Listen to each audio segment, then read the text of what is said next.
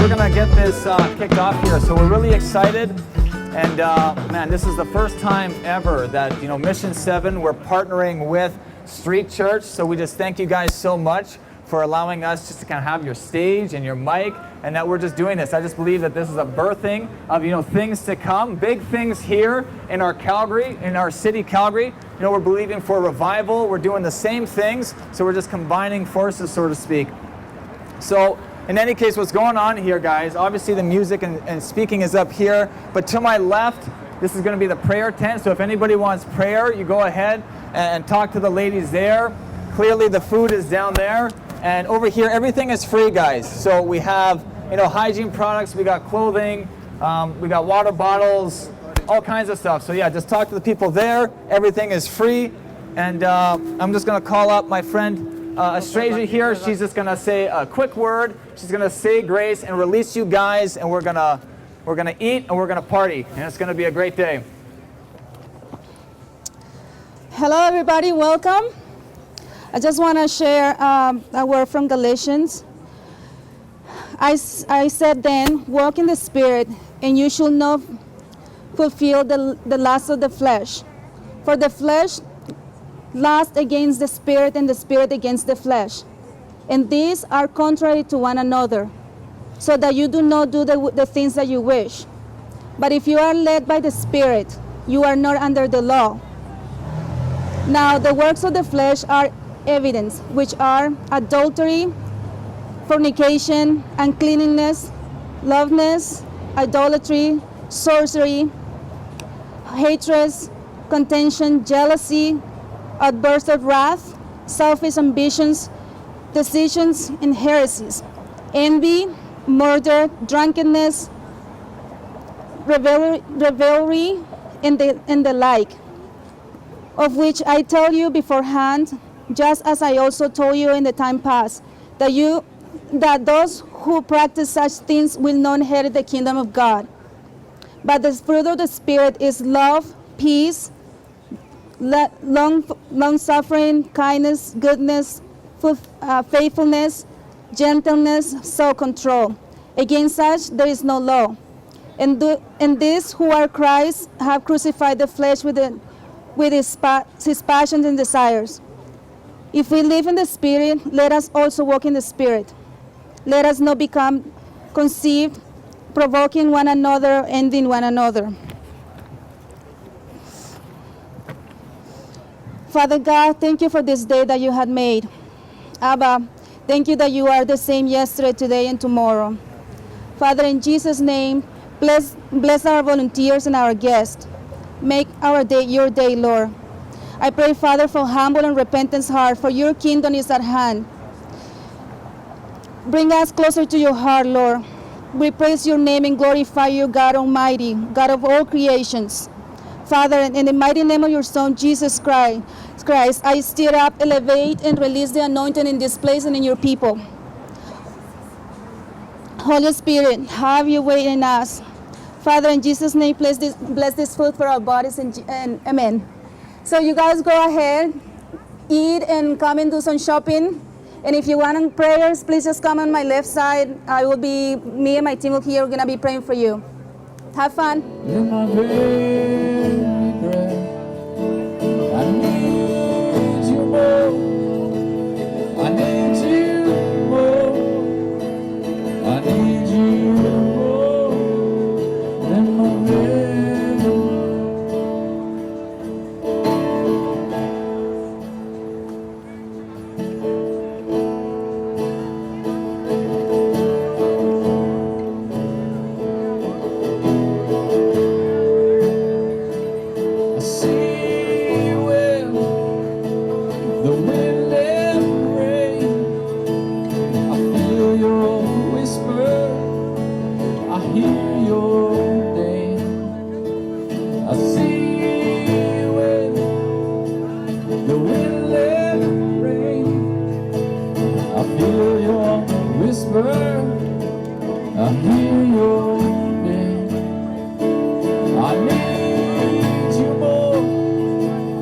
I need you more.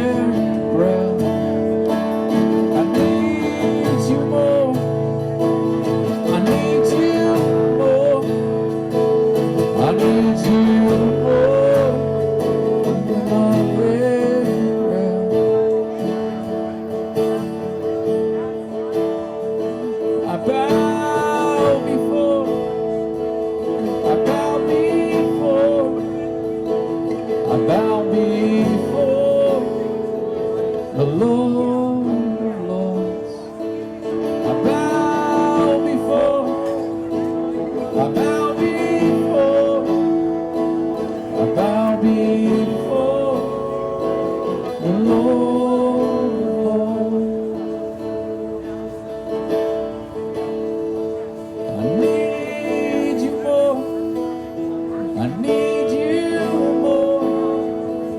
I need you more than my very breath. I need you more. I need you more. I need you more than my very breath.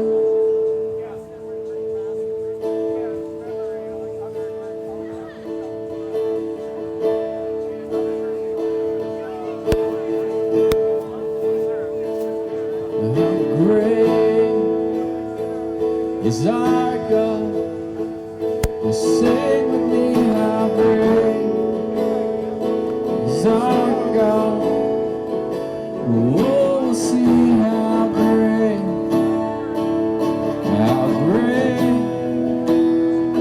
is our God.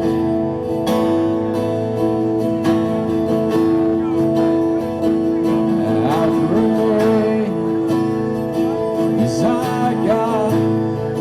Oh, sing with me, how great is our God? Oh, see how great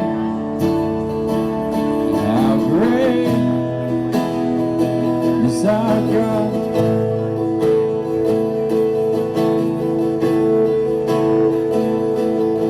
The splendor of the King, clothed in majesty,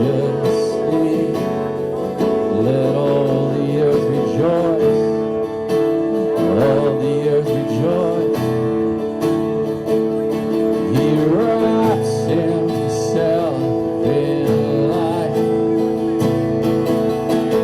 and darkness tries to hide, and trembles at his voice, trembles at his voice. How great is our God? Oh, sing with me, how great is our God? 99, and if you would tell me then, when I was still a businessman, I had about 40 people working for me and regular employees, plus I had about 100 subcontractors and building houses for the richest people in the city. I was doing apartments. If you would tell me then that I will be a street preacher, I would say you're crazy. I'll tell you why. Because on the streets of Athens, a street preacher was telling me many years ago about Jesus Christ. And you know what I said to him?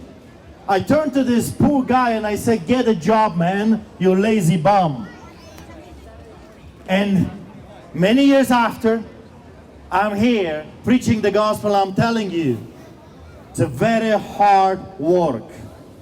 It's very hard work to stand against the principalities of darkness and principalities of evil one. You're bombarded, you know. You can preach for 50 minutes, but then you feel like you have worked 10 hours construction because you're being bombarded. You're being tackled by the enemy. You see, when you are a threat to the devil, be sure of it, he shows up to challenge you. And when he shows up to challenge you, you're drained. You're working out your faith, and I'm telling you, sometimes it's difficult. And of course, if you know my story, you know we left the business. I had an office in Bankers Hall, and God spoke to me as clear as you can hear me, and he says, leave Egypt. Leave this place, pack your personal stuff, and never look back at Egypt. And that was in 2005. Since then, I am a full-time pastor, a preacher, street preacher. I used to be called pizza preacher because we used to give pizzas away. And Todd, where are you, brother? That was with Todd Belton. We were called pizza preachers because we were standing behind our pickup trucks and giving pizzas away and telling them about Jesus Christ. And look at us today. We've led so many tens of thousands, if not more, people to the Lord. We prayed with countless people. We preached the gospel on national television, national radio, all kinds of different things. Tonight, I'm going to Barbados to lead the March for Jesus in a capital city. I'm staying at the Attorney Attorney General's home, and I'm going to be preaching on national television there, national radio. I am invited as a head speaker to prison to tell those prisoners that there is freedom in Christ. If you would tell me that when I was still a businessman, I would say you're crazy. Stop drinking. Whatever you're drinking is not healthy. Stop smoking that stuff. But you see, God's wisdom is unbelievable. Man's wisdom is limited. Actually, in comparison, we are quite fools. God's ways are higher than our ways. His thoughts are higher than our thoughts, and God is good.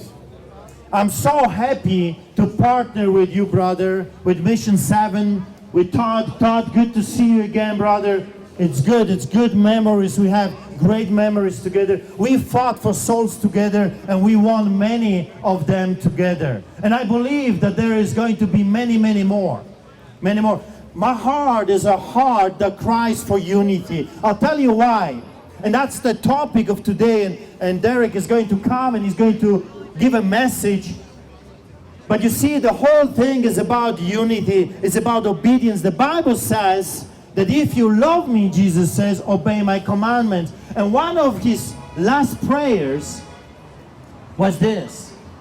He prayed and he said, let them be one like I am one with God, with my Father, which is in heaven. Let them be one. God's heart is for his people to dwell together in unity. He loves unity. I'll tell you why. Because he says one can do 1,000, but two can do 10,000. With your brothers, with your worship, thank you for your worship. Beautiful voices, beautiful talents. Amazing. When we come together, look at those people cutting their hair. Like that's the hands of Jesus. Look, young lady, they made you beautiful. I mean, you were beautiful. Now you're more beautiful. That's amazing. That's what our God does. He changes us. He improves on where we are lacking. He adds the beauty that we are lacking. He makes us more beautiful. And you have been the hands and the feet of Jesus together. And it creates an atmosphere of heaven because God says, let them be one. Today we have been one. Today we came together and we did something not for ourselves, but for our King. You see, Jesus died for souls and he rose from that grave for souls. It's all about souls. If we can touch them today, we accomplished what we were sent to do. It's not about fancy preaching. I mean, don't get me wrong, I like people that know how to preach. But it's not about that because the wisdom comes from God. The talents, you have been singing here, young guys, the talents are His. The talents belong to God. We have to just obey. Look at them on my left. Making those people beautiful, cutting their hair and loving them. That's love. I'm telling you, that's a genuine love. On my right, people are giving the necessities of life and the cleaning supplies and clothes. That's love. You see, enough of pew warming, enough of sitting in our churches thinking we're doing a great service to God. Because we're not. We have become like the Pharisees of old. It's all about us. We go to a church and it's me, I, and myself. I'm telling you, Jesus said, go ye. He never said, stay ye. He says, go ye into all the world and preach the gospel to all creation. Today, together, we have accomplished that. You know, everyone, I look at the people, you know, if you see me here, my head is spinning around and I'm trying to look if everything is going smoothly, if there is no trouble.